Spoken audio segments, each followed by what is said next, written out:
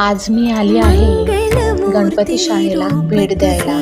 इथे बाप्पांच्या एवढ्या सुंदर सुंदर मूर्ती आहे. त्या मूर्ती पाहून मन अगदी प्रसन्न होतं.